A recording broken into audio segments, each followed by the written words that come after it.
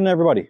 Jordan Burke, your friendly neighborhood club fitter, here over on the short game area by Creekside. I want to talk a little bit about wedges and options and things that we can do to help pick some better clubs around the greens for the shots that we're trying to hit. So from a fitting perspective, very general rule of thumb that I try to follow. Whatever our middle wedge is, our sand wedge club, whatever you designate that, it would be anywhere from a 52 to a 56 degree wedge. I always want that to have the highest amount of bounce. And then conversely, our lob wedge, or a 58 or a 60, want that to have the lowest amount of bounce. Or I should say a lower amount of bounce than the sand wedge. Reason being, if you take your 56, which this would be mine, I have 12 degrees of bounce on it. If I get in some heavy, rough, wet conditions, really thick, fluffy sand, if I just take this club and I open it up, I can really drop that trailing edge so that the leading edge sits up really high, and that helps me power through some of that thick, wet, heavy mess that you might be hitting shots out of around the greens here. So conversely, the lob wedge, we want that to have the least amount of bounce so that when we do that same thing and open it up, the leading edge sits a little bit lower so that when you have the firmer, faster, drier conditions, you can still get the ball up in the air with pitch shots around the greens.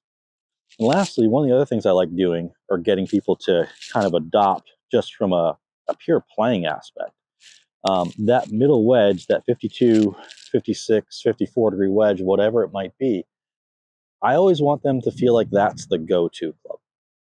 You know, there's a lot of different ways to do short game around here.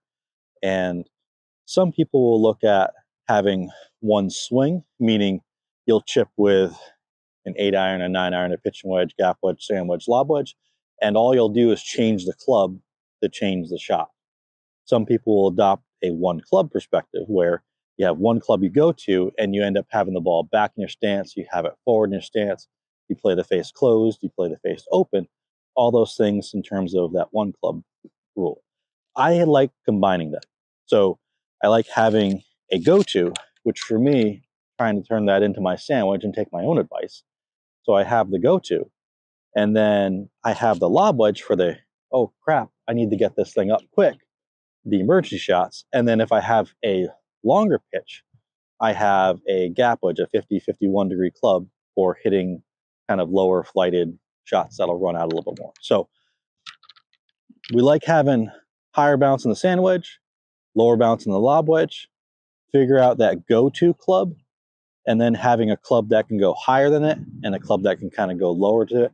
And I think that's a great rule of thumb for kind of setting up your bag in and around the greens for any shots and any conditions that you might run into here at Bonita Bay. If you have any fitting questions or concerns and want to look at some new wedges or check out any other part of the rest of your bag, feel free to reach out, Jordan B at BonitaBayClub.net. Thank you all. Have a great day.